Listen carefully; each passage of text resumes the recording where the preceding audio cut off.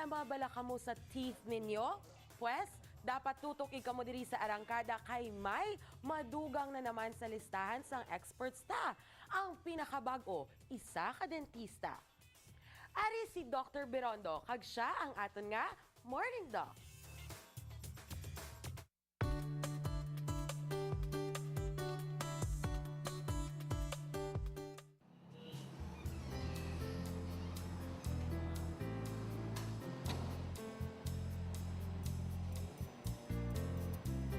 This morning, pagasabton ko ang pamangkot sang isa nato nga kapuso with regards to his oral health. Ang iya pamangkot, kung nagasakit bala ang akon guab, pwede ko bala ipagabot? Ang guab, amo ni siya ang itom nga makita naton sa aton nga ngipon nga cause sang bakterya nga nag-adapt sa aton nga ngipon nga nag-develop kag nag-progress through time. Going back sa iya nga pamangkot, kung nagasakit bala ang iya guab, pwede bala ipagabot? Usually, kung nagasakit ang aton guab, wala gid ni siya namon dayon ginagabot. For one, masakit ini siya gabuton. Nga ang masakit siya gabuton. Kaya kung nagasakit ang aton nga guab, may presence ini siya sang dental lesions or ginatawag nga dental abscess.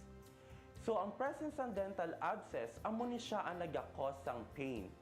And second, kung may abscess ang aton nga ngipon, meaning acidic ang area.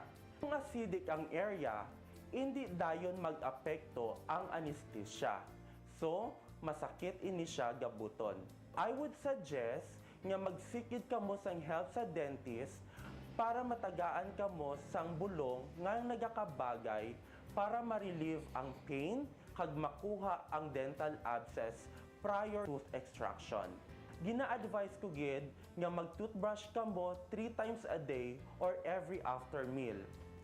Gina-advise ko man or gina-suggest nga maggamit ka mo sang dental floss para ma-remove ang mga food debris nga nagakabilin after toothbrushing.